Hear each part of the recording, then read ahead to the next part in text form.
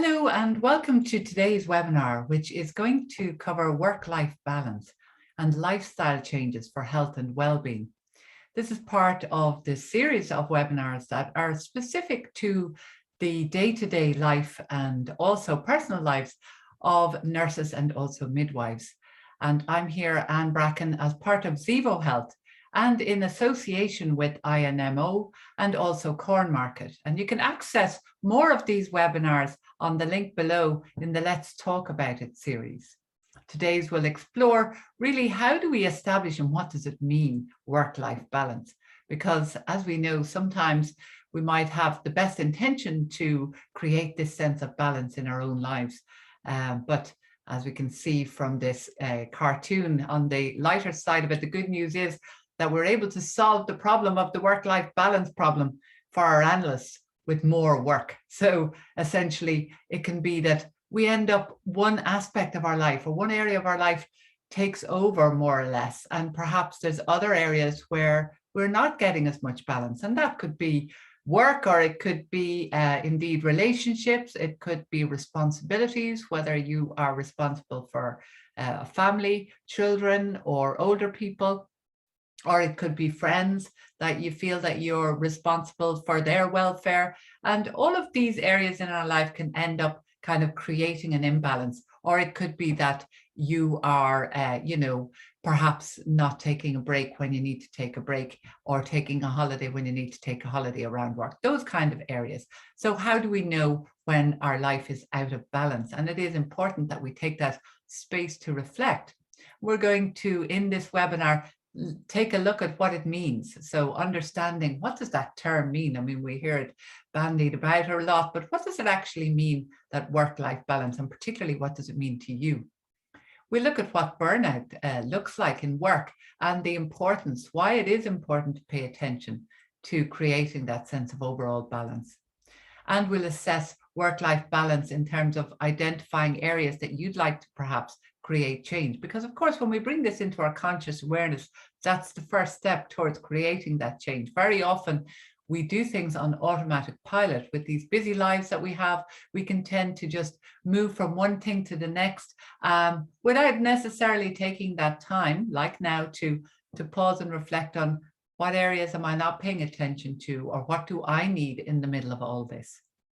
We can take a quick quiz to identify those areas. And again, you can maybe make a choice that this will be an area that you take, you pay attention to, and that you'll put some of those steps, that you'll make a choice to put some steps in place to take care of you. Stress awareness and productivity, we've covered that in more length in the other webinars as well in the series, but it's important to do a little recap here in relation to being aware of our own stress levels and how it impacts on productivity. What happens when we feel a sense of our own needs not being met? So in other words, where we're paying attention to one area of our life, but we're not paying attention to another. So that when we feel really pulled in many directions, we can also feel those feelings that are, resentful or challenging or distressful, feeling distressed. And what does it look like when our needs are met? What kind of feelings do we experience versus what kind of feelings do we experience when our needs are not being met? That can be definitely an incentive for change. We look at an activity audit for more efficient prioritizing. So how can you prioritize areas in order to free up some time? And then ultimately, we do this under the umbrella of self-compassion as best as you can, because when we're compassionate towards ourselves, we can also then feel that sense of compassion, that sense of connection towards others. When we're feeling depleted in many areas of our life, it's very, very difficult to feel that sense of self-compassion towards oneself, but also towards others. It's difficult to access empathy if we are feeling distressed about our own balance in our life. So we'll look at an overview of self-care. So what does having work-life balance mean to you? So for example, it doesn't exactly mean dividing the day up into equal hours of work, sleep, and home. That's not a balanced life. That's more about timetabling things to get things done.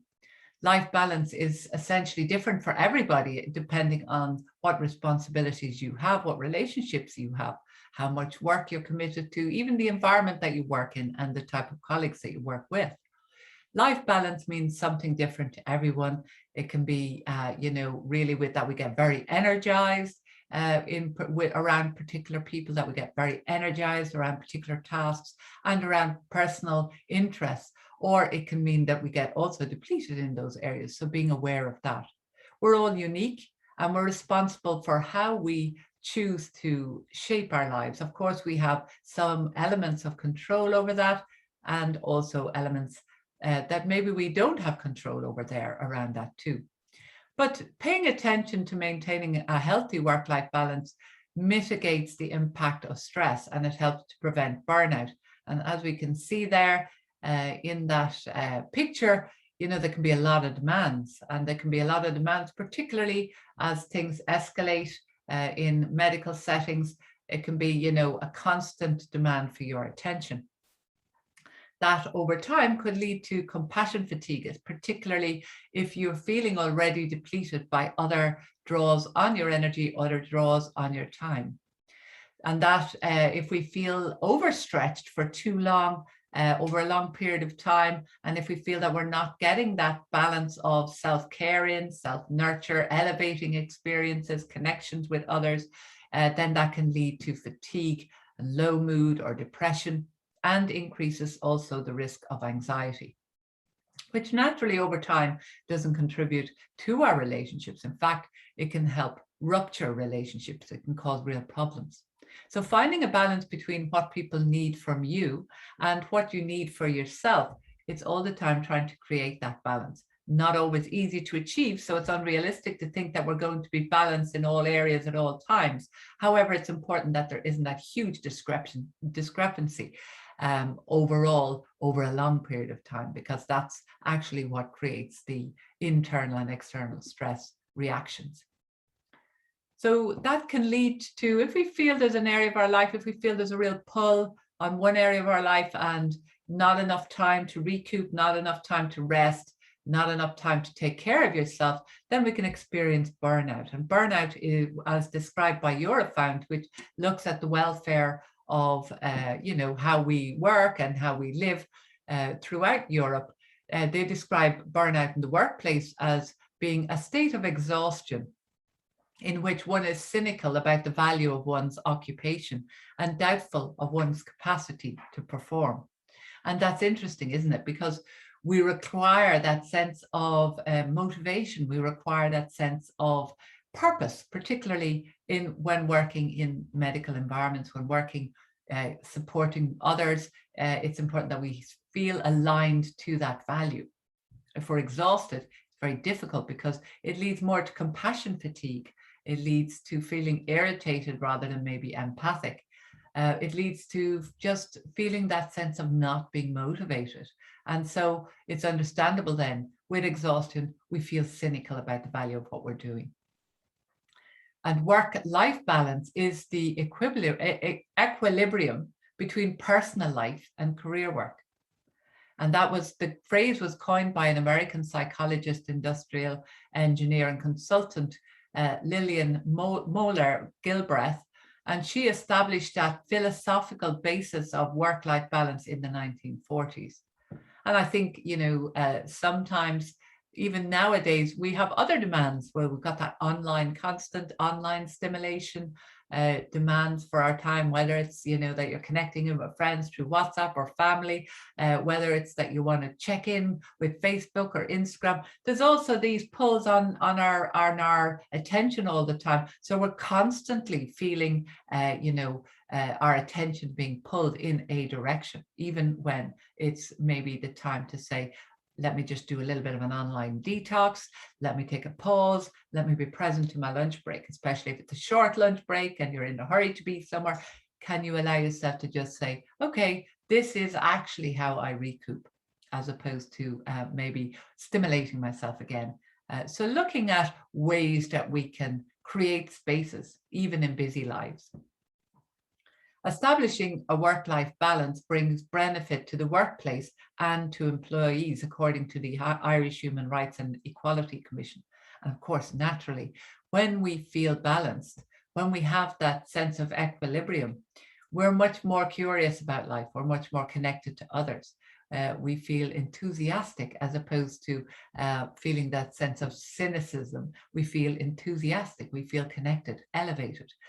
So it makes sense that we do our own little audit around, well, what are my needs? Because what are your needs might be very different to your colleagues, because your set of home circumstances, living circumstances, commuting circumstances might be very, very different to somebody else's. So it's important to, you know, take that stock, but for yourself. So in order to create balance, it can be helpful because over time, if we don't, it impacts on our self-esteem, it impacts on our sense of personal worth, on how we connect into our own, how we fit in with the environment around us. And when you look at the dynamic work cycle model, it's about creating that energy, which is about giving and receiving. So giving to yourself and then being able to give to others, as opposed to depleting yourself and trying to give to others. So it's important that we have here in one, that we have something going in here, so help to replenish. How do we resource ourselves? So as I said, we can feel out of control and a sense of low self-esteem if we're not feeling that overall balance. As I said, it goes out of balance, of course, on a day-to-day basis, but it's important that we have overall balance. So tuning into what are the things that replenish me? What are the things that elevate you? Who are the people that you like to connect in with, to feel that sense of connection, that sense of joy, fun, and social connection? Who are the colleagues that you enjoy having lunch with, for example, in order to feel that you're replenishing yourself before you go back into your environment again to support others? What kind of hobbies are you engaged with?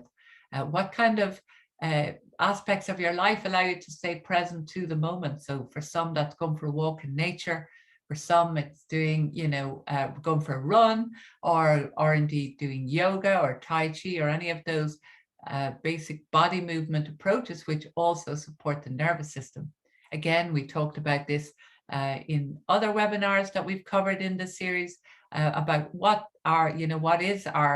impact stress has on our nervous system, in agitating our nervous system, and equally, how can we counteract those? There's also the sense of personal acceptance. Very often we can strive with maybe self-criticism being the motivator rather than self-acceptance being the motivator. So being authentic, being true to yourself, asking for help when you need to, delegating when it's appropriate, and you know, not trying to do that compare and contrast, because very often when we compare and contrast to ourselves to others, whether it's in an online forum or whether it's with colleagues, very often you look for the things that you feel you're not doing well and compare yourself down, rather than noticing what you are doing well.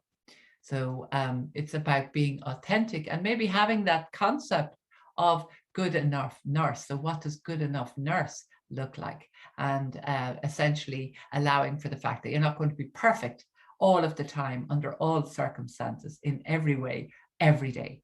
Unrealistic expectations. So can you be compassionate and accepting towards yourself, and at the same time contribute as best as you can? And that also takes us on to sustenance and what are the things that we maybe ingest, our nutrition, what maybe we need to avoid to feel sustained. What perhaps it's about having a good night's sleep, even just paying attention to our sleep routine. What are the things, or indeed maybe switching off completely and reading a book, which is nothing to do with theory and more to do with going into the fantasy world that a good book can bring you into.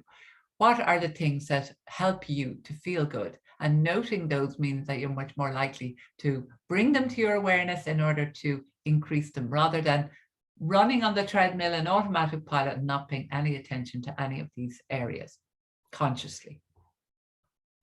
And then also paying attention to, the fact that when we create that balance, when we are aware of those things that help to sustain us, those things that replenish us, those things that nourish us, then you can identify that you're a nurse and you're also an individual. So you pay attention to you, the individual, and you also pay attention to you, the nurse.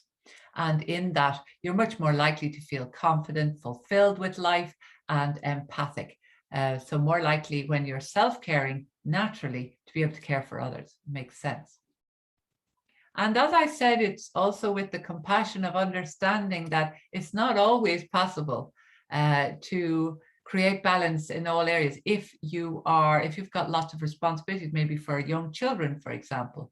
But it is about saying, okay, what little time, short time out, maybe it's a 10-minute guided meditation rather than a 45-minute guided meditation. Maybe it's 30 minutes on a yoga mat or a 30-minute run rather than saying I have to get to the gym for an hour. But how can you modify routines to allow some self-care, some interludes in there for yourself? So just paying attention then to your levels of balance in work, life, social, and also in the other areas of our life. When we pay attention to these areas, we can easily access what's out of balance.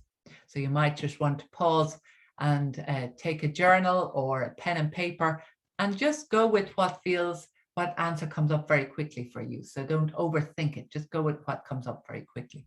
So assessing your current levels of balance in work, life in general, social life, play, and relationships.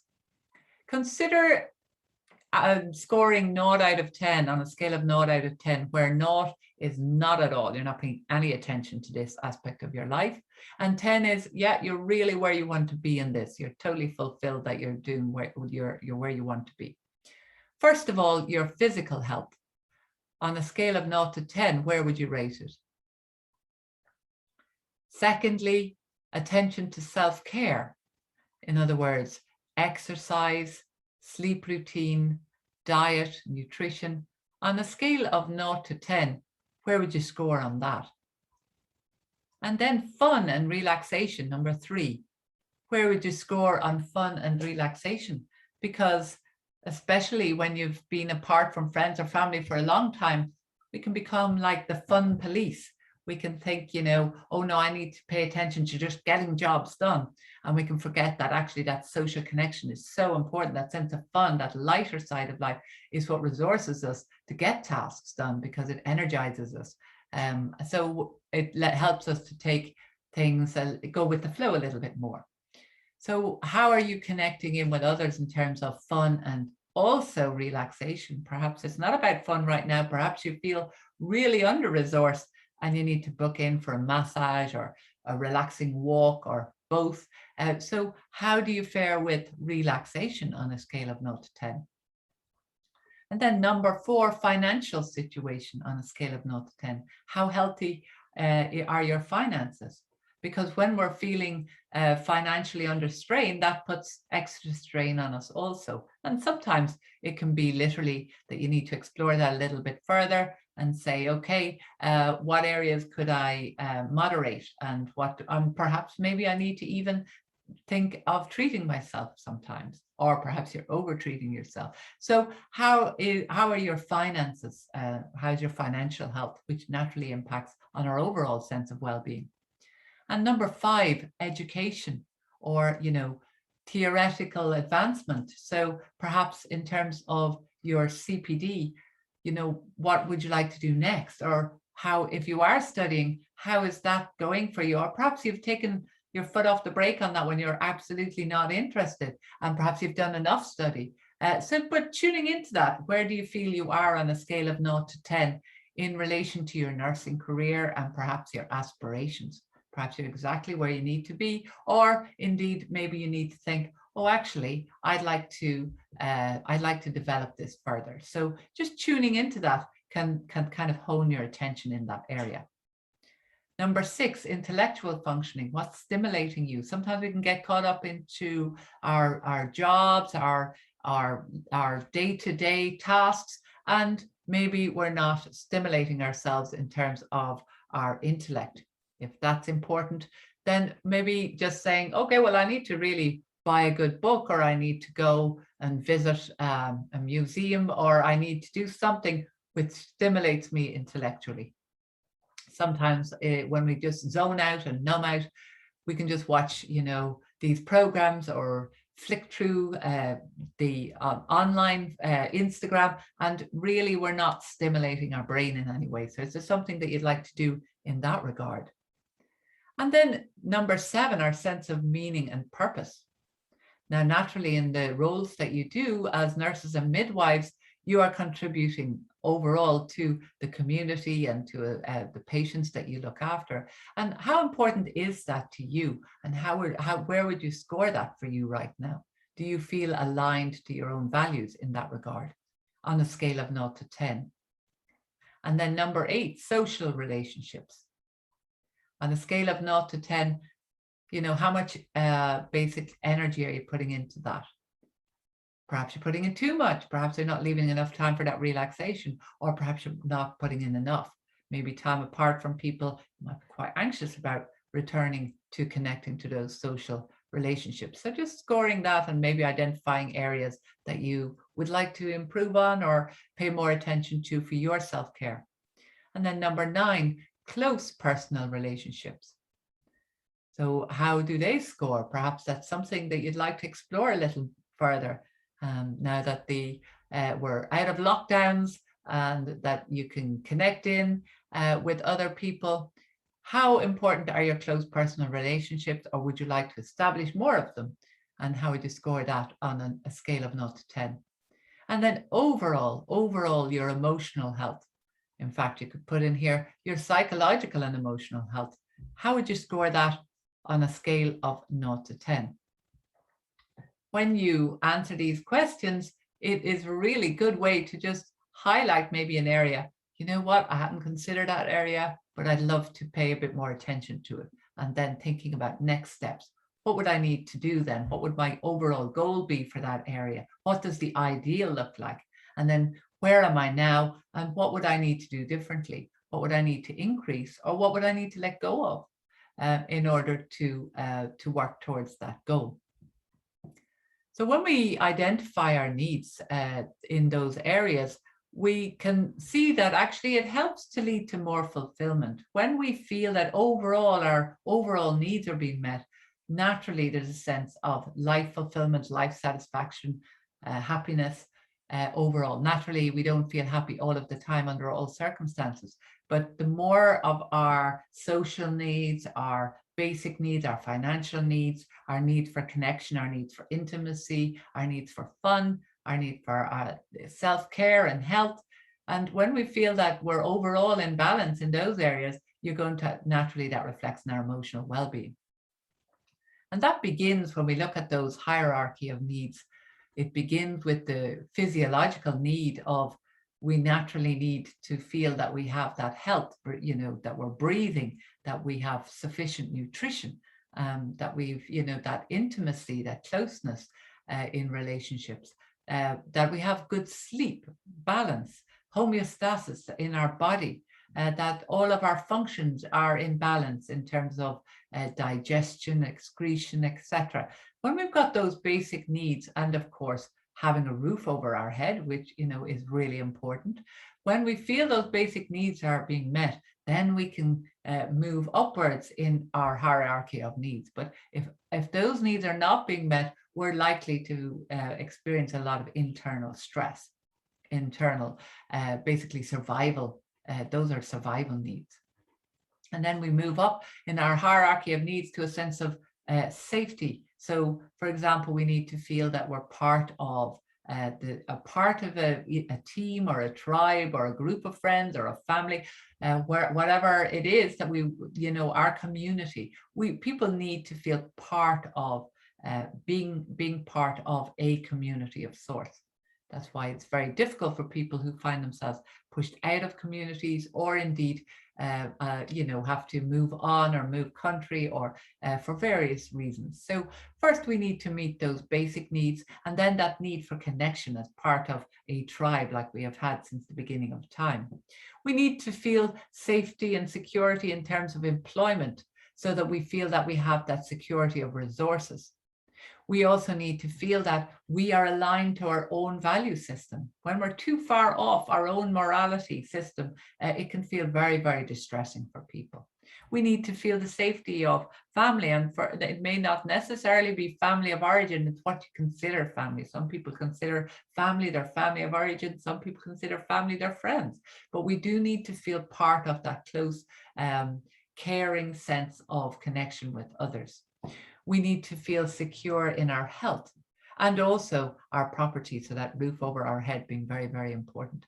And then we can consider moving into connection with others, because with these in place, we're going to feel more secure to connect in. We feel that the basics are taken care of. And so we are in that sense of our nervous system, which we've covered in other webinars. We have that sense of connection. So we can be open to feeling attached to others, that feeling of belonging, that intimacy, the sexual intimacy with close relationships, or indeed friendships are important, that we reach out to our friends, we reach out to our family, we feel part of a community, we belong, and we feel that sense of attachment, and the oxytocin hormone releases, which allows us to connect and to feel in love with others.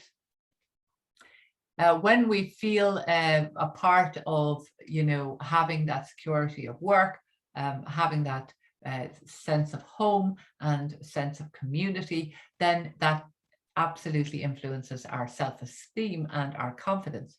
So we can work towards achievement. We are basically in that space when we feel that we belong and we have a sense of self-esteem, we're much more likely to extend that to others. So we can have respect for other people, and we can be respected by others. We're more likely to be authentic because our needs are being met. We're more likely to feel fulfilled and be true to ourselves. And in that, we elicit respect by others, and we extend that out to others.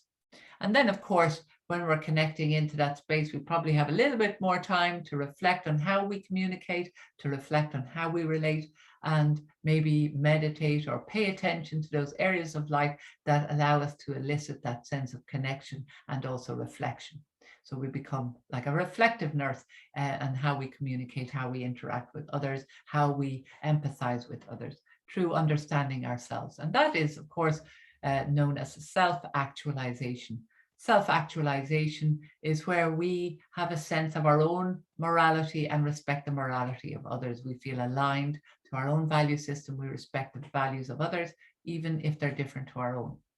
In that space, we have that emotionally safe space. So we're more likely to be able to express ourselves creatively, because it's actually our prefrontal cortex that's responsible for our creative expression and appreciation, as opposed to our amygdala survival brain, which is, responsible for keeping us safe and can move automatically into those stages of fight, flight, freeze very, very quickly, or emotional shutdown, and it prioritizes keeping us safe or risk assessment over creativity, which is the more prefrontal cortex part of our brain. When we're feeling emotionally safe, when we're feeling connected, we can express that creativity. We can be spontaneous. We're trusting in life a bit more, much more able to problem solve. Again, coming back to the prefrontal cortex, it's the part of our brain that's involved with emotional reasoning.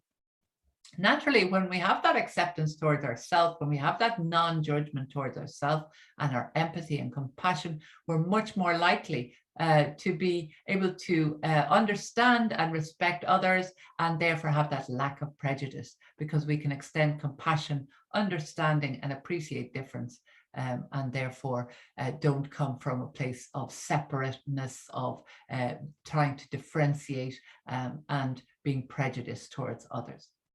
We accept things as they are more often than not. We're not saintly beings, but there's more acceptance. It is as it is. How do I support myself? How do I support others?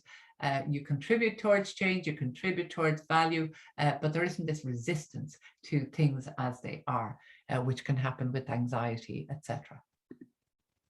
So these are the type of feelings that we feel when our needs are, when you feel that overall, nobody's needs are met all of the time under all circumstances, but an overall sense that within my life, there is this overall balance in those areas. I do feel that my needs have been met in my relationships, in my work environment, in my sense of self-care and health, psychologically, emotionally, physically, in those needs for connection. And therefore, there is a feeling of being alive, you know, of being enthusiastic towards life, connected.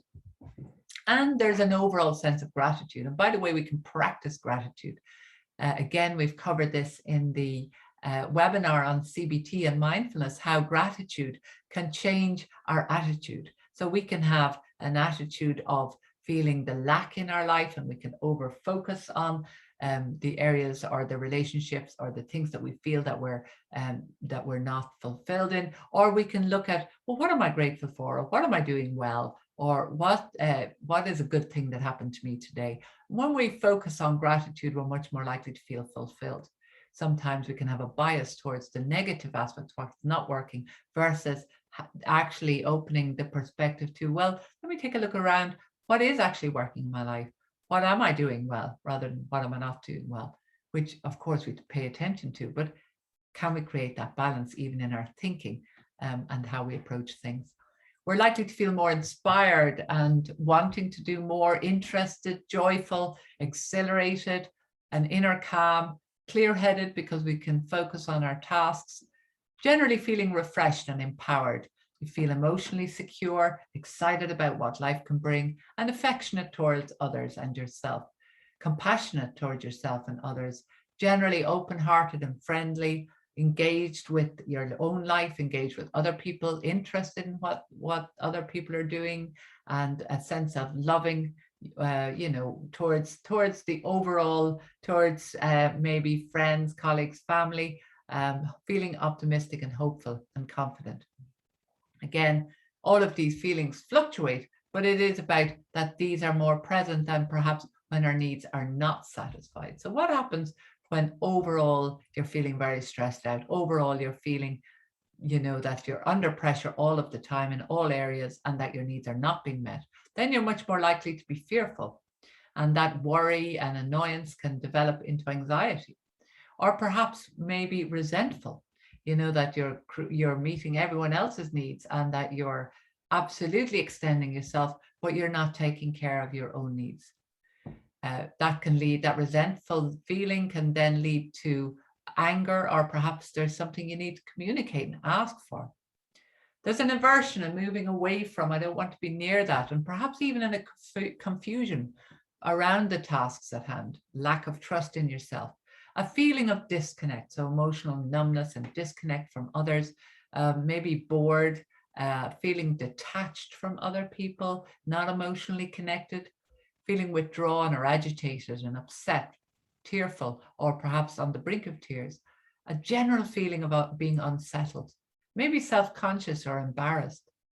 Physically, you might feel lethargic, lacking energy, or you might feel tension and pain in your muscles, anguished, and perhaps a sense of grief, a sense of loss for a time that, or a hoped for type of experience that you're missing out on.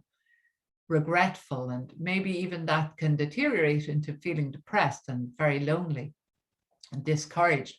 In this space, we can feel disheartened and tense, anxious or overwhelmed, and that can over time lead to burnout, ongoing fatigue, and a sense of tension in your body. You can feel constantly stressed out or vulnerable, emotionally vulnerable, a sense of longing for something, maybe even jealous of other people and comparing your life to theirs, and a sense of insecurity. So looking at these two lists, it's important to say which one resonates more for me right now. And then going back to that quiz, is there something that, you know, that you'd like to change and support yourself to increase or decrease in order to feel more of those feelings of fulfillment, of contentment in life. We talked about again in other webinars around the relationship between when you're working, for example, the webinar on working in chaotic, busy environments. What does it mean to have stress, to have burnout, as opposed to eustress? So eustress is that stress that's healthy, that is an acceptable amount of pressure in our lives. It's not about trying to remove all stress from our life. That is unrealistic, isn't it? But it's about not being overwhelmed with an overall sense of pressure. Because when we have that helpful stress, it improves memory, it focuses our attention, and therefore we can get through the tasks in a productive way. It gives us the energy, the motivation to finish the task. So if you think about maybe an actor, or if you think about a singer, as they now return to the stage, and we appreciate the arts, then, you know, what helps them? If they didn't have that eustress, maybe they wouldn't bother reading the script, or maybe they wouldn't bother learning a song in a different language to perform for us all. So in other words, the eustress is a productive type of stress, and it does help us to get things done. The problem is when we tip the balance and move into that distress, which is much more depleting, and of course triggers the nervous system into a survival reaction. And that affects how we relate. It also affects how we feel physically. It also affects how we feel psychologically and emotionally. So stress awareness is really important. When you feel triggered, it's really important to be aware of the warning signs of stress and strain. What are your warning signals when you feel pulled in all directions? When you feel overstretched without space to replenish yourself?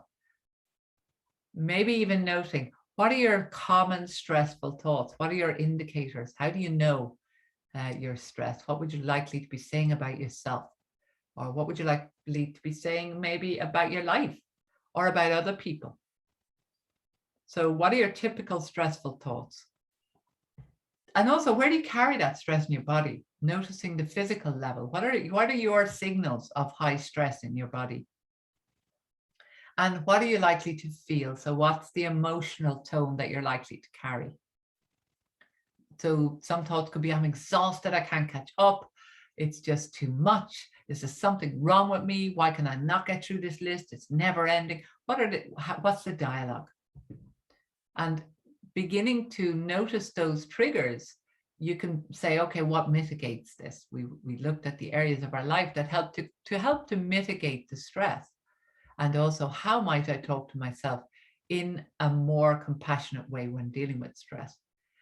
So as we've seen in other webinars, it's helpful to get that pen and paper and to journal and to really dig deep, to go into that subconscious self, to identify what's happening to you on a physical level, what's happening to you in your feelings, what's motivating what you're doing. So it's helpful to write maybe a list of your top 5 stress triggering situations, or indeed your relationships. What relationships really trigger that internal stress for you, in and outside your nursing role. And then note, okay, what am I likely to say to myself? When I'm feeling that overwhelmed stress, what am I likely to say to myself? What am I likely to say about others? What am I likely to say about life when I feel triggered? And how do I usually feel? So going back to that, you can note it all, your feelings, your body sensations. And what are you likely to do or avoid doing because you feel stressed? Then again, it's also important to know what takes me out of being stressed, what brings back a sense of internal balance. And so what could I do or not do instead? And indeed, how could I talk to myself as if I was a compassionate friend? How would I encourage somebody this stressed out that I really care about? What would I suggest that they do? What helps relieve stress in your body? And what helps to relieve stress in your mind? Sometimes it's taking time out on your own if you're around people all day. Sometimes it's about connecting up with others. Sometimes it's about just doing a short meditation or a long meditation to bring back a sense of harmony. Sometimes it's challenging your unhelpful thinking, or it's getting another perspective from a friend, or it's letting go of overthinking. So just noting those stresses, but also the ways out of stress, that's important too. And then we come on to what can support you in those busy environments, in those spaces where you're expected to, be across a lot of things in maybe a short period of time. Sometimes we can have a whole big long list of things and we just work through the list, but it's important, of course, that we highlight what's actually the priority here. So we have a big long list, but highlight the priorities and then focus on those. Naturally, the role of nurse involves being able to multitask, but is there any of these tasks that you don't need to do right now? Could you pay attention to this task and then move on to the next? So where possible, I know it's not always possible, but where possible, don't multitask, do one task at a time. Sometimes we might be, on the computer and on the phone and talking to somebody across. Can I just put the phone down, or can I just minus the computer and pay attention to this person in front of me? So even having that internal dialogue, the most important person is the person in front of me right now, or the most important person is the patient in front of me right now, not the patient in the next bed, unless of course it's an emergency. But it is that thing of, can I be present? Can I be here in the here and now? Or am I thinking the next thing and the next thing and the next thing? Because that basically adds to our internal stress. Again, delegate if possible, as appropriate. And also creating that balance in the work environment, that we're not overloading other people either. So it is about what's reasonable for myself and what do I delegate, and then taking those regular breaks.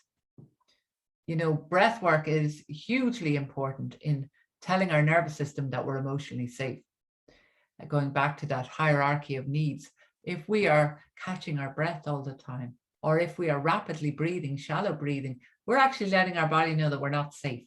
And our nervous system reacts accordingly and kicks us into that sense of anxiety to keep us safe, risk assessing and thinking, oh, he or she's not breathing well, maybe there's a sense of danger. And the nervous system kicks in, the heart kicks in, and all of our vitals kick in, and therefore we can actually essentially create a panic attack an overall sense of anxiety.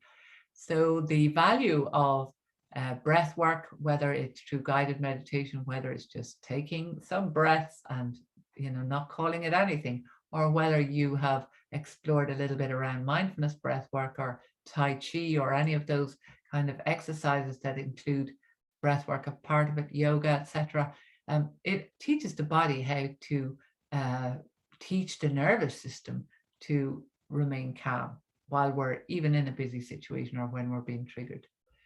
Keep a distraction list, and also, so what's likely to pull me out of focus here, so I can be aware of it and maybe prioritize what's important to me. So also positive self-statements. So for example, a distraction list might be that you get pulled into scrolling through something online and it takes a lot of time, but it's actually not creating that much value and it's not allowing you to recoup. You can maybe switch off the notifications so that you can maybe tune into them once or twice a day rather than having them pulling your attention all the time. Positive and supportive self-statements, including acceptance statements. I accept that I'm feeling pressurized right now, but I'm doing the best that I can do, is far more better than saying to yourself, I absolutely must do this, and if I don't, it's going to be awful and I won't be able to cope, and that agitates us. Okay, so how to support ourselves through encouraging compassionate self-statements. And that's also about integrating a sense of good enough parent, good enough. That's where it came from first. That phrase was coined by a researcher in terms of parenting and mothering, and essentially Winnicott came up with the phrase of good enough mother. Really good concept that you can put across all areas of our life. Good enough friend, a good enough nurse. It doesn't mean that we're not striving to be the best that we can be, but it's about not stating that anything other than perfect all of the time under all circumstances is a failing. See, that's often what we do. We go into these extremes of all or nothing. So bringing balance into our life, we also bring balance into our expectations and tend to bring more compassion towards ourselves. And integrating compassion is about acceptance that we are, as humans, prone to getting things right and prone to not getting things right. We're also, we can't be perfect in all areas. And so it's about bringing the mindful self-compassion towards ourselves. In terms of what does that mean? Well, Christopher Germer, who is the author of many books on self-compassion and workbooks, if you feel that you're quite self-critical a lot of the time, it might be worth just looking up some of his books and, in fact, the workbooks around basically finding that compassionate, self-compassionate language to balance maybe the self-critic. So mindful self-compassion combines the skills of mindfulness and self-compassion to enhance our capacity for emotional well-being. Self-compassion involves the capacity to comfort and soothe ourselves and to motivate ourselves with encouragement when we suffer or fail or feel inadequate, so that instead of automatically going to judgment, self-judgment, judging others, we tune into the friend within and talk to ourselves in a more understanding way. Okay, I didn't get this completely right, but at least there's a learning in this. So even having a bad day, what kind of information do I need to get from this, right? So moving forward, how would I like to feel differently? How would I like to talk to myself differently? So noting that, how do you speak to yourself if you feel it's a bad day? Or if you think that you haven't done as well as you could do, or if you maybe even sometimes when we're very, very critical, we don't even allow for the learning curve. Perhaps some of you are trainees and, you know, or just not long qualified as nurses and midwives. Do you allow for the learning curve where we need to ask for support, where we need to check in with others? Do we bring that mindful self-compassion, or is there an expectation that I absolutely must know everything all of the time? When we tend to be very internally demanding in that way, we also tend to project that out to others. So having mindful self-compassion towards ourselves is also something that we can begin to contribute towards others, and naturally that helps in our overall sense of empathy towards others as well. So some tips then for self-compassion, and as the quote says here, if you want others to be happy, practice compassion. If you want to be happy yourself, practice compassion. So I think, yeah, just if it doesn't resonate for you at all, it's worth exploring. So tips for self-compassion, going back to, you know, perhaps when we don't make the grade in the way that we thought we would or wanted to, do we allow for those mistakes? Self-kindness and commonly humanity taps into two separate but related ideas, that we're human and also so is everyone else, and that we're overall okay, that we don't have to be superhuman all of the time. Tap into your self-care system. If a friend is feeling down or hurt or upset, how would you treat them? And now extend that approach as best as you can towards yourself. You might use releasing statements. Maybe you've never been a big fan of positive affirmation, so perhaps it doesn't sit or resonate for you to say, I'm going to have a great day and I'm going to be kind and loving towards everybody I meet. That might just feel really, I can't resonate at all with that.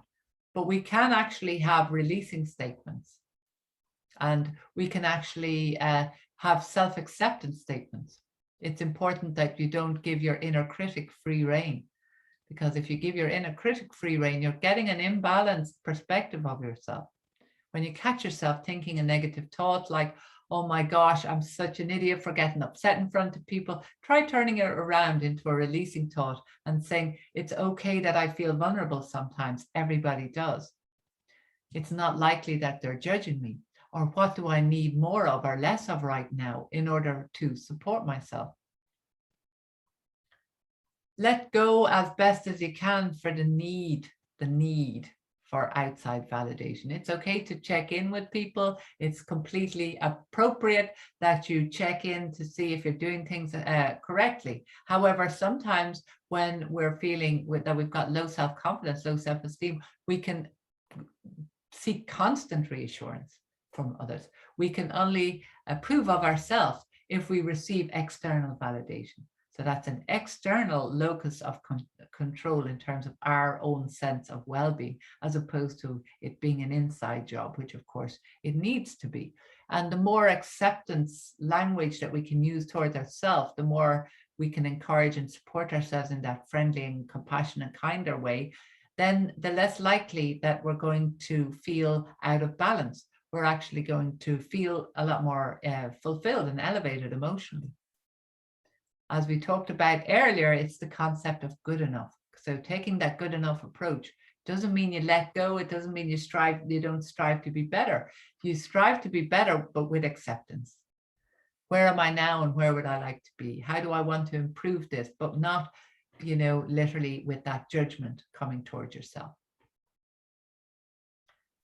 So when we, as I said, when we do that compare and contrast, and we've got lots of avenues to compare and contrast these days, with the internet, there's constant images. We're bombarded with filtered images, Polaroid shots of people at their best. And when you're not feeling so good, it's very easy to go in there and compare and contrast yourself. But generally speaking, that's with a view to compare yourself down. So it's important that we take that kind of objective view and say, okay, there's lots of filters involved. And also people generally don't put up, posts about themselves having a difficult day or having, having an issue with their partner or whatever it is. So, and probably because none of us really want to read that either. But on the other hand, it's important that you don't think, oh, wow, this glitz of your life and they're all having a great time. And me, on the other hand, I'm not. So it's not an overall, it wouldn't hold up in a court of law as being good research. So I would suggest that you say, that you look at maybe for inspiration or to encourage you, but also reminding yourself of the context of when you compare and contrast yourself. Or you might be comparing and contrasting yourself to somebody who's really experienced, has 10 years more experience than you, or is very much more senior than you in their responsibility, and so has that insight. So it's important to ask yourself, am I comparing like with like here? Or am I finding the person that I think is better at their job? I'm finding the person that I think is more knowledgeable. I'm finding the person that I think is more experienced. And then I'm comparing myself down. I'm not literally looking across the whole setting or the whole population. That's much more balanced. Because when you take the other approach and you compare yourself and contrast yourself to others, you're likely to begin to put yourself down or other people down. And we can tune into these patterns of behaviors. We can tune into how we speak to ourselves. What's our inner dialogue like? Is it more like an inner corporal, or is it more like an inner friend? And we can do that by practicing reflective approaches. So where you take time out and just consider how you talk to yourself. And that could be through doing that journaling and asking those kind of questions that we covered earlier. Or it can be through guided visualizations or mindfulness exercises, and a particular one which is about eliciting that sense of compassion towards ourselves, but it's also about eliciting compassion towards others or towards challenges we have or challenging relationships that we may have. And that's known as the mindfulness loving kindness meditation. So if you're interested a little more in mindfulness, then maybe just explore that. It only requires a Google loving kindness meditation and you'll come across it. But in fact, there's, as I said, there's the books out there on self-compassion. And indeed, there is John Kabat-Zinn brought mindfulness into the medical settings, into the educational settings. And there's a lot out there. For example, if you're interested in the loving kindness meditation, tarabrach.com, TARABRACH.com. She's a mindfulness trainer, but also a psychotherapist. And she does a particularly good loving kindness meditation. You could start there. But there's a lot out there and a lot available in books and in recordings. And also you'll find them in different apps like the Calm app, for example, CALM, Headspace app, or indeed you might find it on the Insight Timer app, INSIGHT Timer app. Those apps are really about developing that capacity to pay attention in the present moment in that non-critical way, mindfully being attentive to your experience. So if you don't have time to maybe engage with a full course on it, you might just want to link in with those apps and just check it out. And also Beaumont Hospital do an insight into mindfulness and the mindfulness practices and how you can use them within a medical setting. So you might want to look up Beaumont Hospital mindfulness, and that'll come up for you also. So lots of access to different materials out there. If you'd like to know more about mindfulness and more about self-compassion and about how to support yourself in your day-to-day life, particularly the busy lives of nurses and midwives, and how to do that aligned to a sense of inner balance. It can really support you in that. So today we've covered work-life balance and maybe what it might mean to you, specifically looking at the quiz, areas that you might want to work on or that you might be happy enough with. We looked at considering life balance from the perspective of the dynamic lifestyle, so life cycle. So what can we put into our lifestyle in order to resource ourselves so that we're taking in as much as we're giving out, as opposed to giving out more than we're taking in to resource ourselves. We looked at small steps towards harmonizing those different areas of your life and understanding that difference between stress and strain, so that healthy productivity stress as opposed to the overall overwhelming stress that depletes us.